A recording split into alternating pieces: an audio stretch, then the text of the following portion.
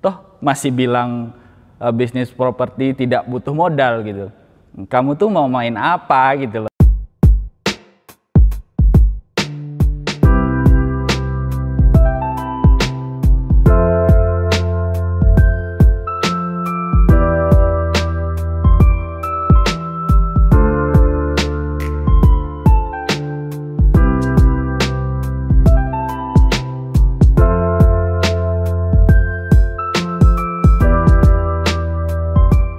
Kalau saya milih investasi properti karena aset saya akan bertambah terus gitu. Setiap tahunnya tanah itu tidak pernah berkurang harganya gitu. Meskipun di kondisi pandemi sekarang itu tetap stabil gitu. Harga tetap segitu, mungkin secara demand-nya kurang tapi harganya tetap berjalan gitu. Harganya tetap terus-terus return setiap tahun itu terus. Nah, di sisi lain karena saya juga punya settle bisnis. Jadi saya invest di properti yang long term gitu, bagus. Karena ya hal yang saya bilang tadi, karena terus bertambah aset saya gitu loh.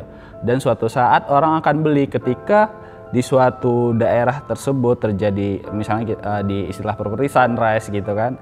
Itu aset saya akan berkali-kali lipat seperti itu. Bisnis properti ya. Kenapa? Karena bisnis properti tidak membutuhkan modal berupa uang. Contohnya saja mengelola kos-kosan. Nah, kita hanya membutuhkan skills berupa pengelolaan kos-kosan tersebut. Nah, apa untungnya? Mendapatkan penghasilan dari pemilik kos. Lebih simple dan lebih menghasilkan. Siapa bilang kalau bisnis properti itu tidak butuh modal?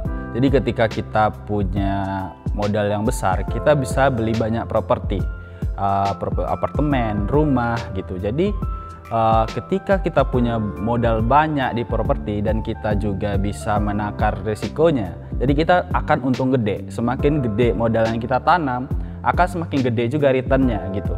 Misalnya nih kalau saya invest gitu atau saya beli saham properti, jadi ketika saham semua ekosistem dari properti itu naik, jadi secara tidak langsung sahamnya juga naik dan itu bisa mendanai setiap unit-unit lain. Misalnya saya beli saham di investasi, misalnya salah satu emiten gitu di bursa efek gitu. Terus dia juga akan bertambah proyeknya dan ketika itu saham saya juga bisa naik. Jadi posisinya adalah ketika kita punya modal gede, kita akan diuntungkan lebih gede. Beda dengan yang ada bisnis properti yang makelar atau semacamnya. Jadi mereka cuma dapat selisih jual beli dan mereka butuh kuantitas. Nah, itu perbedaannya. Bedanya bisnis properti dengan investasi properti. Kalau investasi properti itu pasti bermodalkan uang, tetapi kalau bisnis properti dia cukup bermodalkan skill. Contohnya skill manajerial kos-kosan atau negosiasi properti seperti marketing properti dan sebagainya. Jadi tidak semata-mata bermodalkan uang. Kalau saya tidak setuju sekali sebenarnya. Karena ketika saya punya modal yang besar, anggap aja sekarang besar gitu, 1M, saya beli rumah di pinggir kota gitu misalnya. Yang itu ada kemungkinan untuk naik, terus saya riset dulu kan sepertinya. Beberapa tahun lagi, misalnya nih 3 tahun lagi atau 2 tahun lagi harganya, saya beli 1M nih sekarang. Harganya akan naik nanti gitu jadi 3M.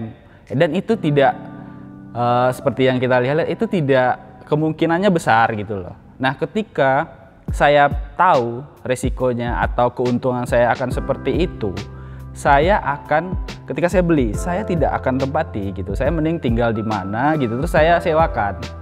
Saya anggap aja satu bulannya saya sewakan adalah 5 juta atau 10 juta gitu misalnya. Ketika saya sewa 10 juta, hitung tuh returnnya berapa. Jadi ketika nanti saya mau jual di tahun ketiga atau ke tahun keempat, saya udah untung gede. Toh masih bilang bisnis properti tidak butuh modal gitu. Kamu tuh mau main apa gitu loh. Tapi saya juga tidak masalah sih sebenarnya. Betul. Yang namanya investasi properti atau bisnis properti itu memang menguntungkan. Tapi untuk saya memilih bisnis properti dahulu. Kenapa? Karena pertama saya bisa belajar dan yang kedua hasilnya adalah kita bisa menabung sehingga tabungan itu bisa saya lanjutkan untuk investasi properti. Tapi nanti setelah tabungan saya cukup dan saya memiliki pengalaman di bidang properti, saya akan melakukan investasi properti.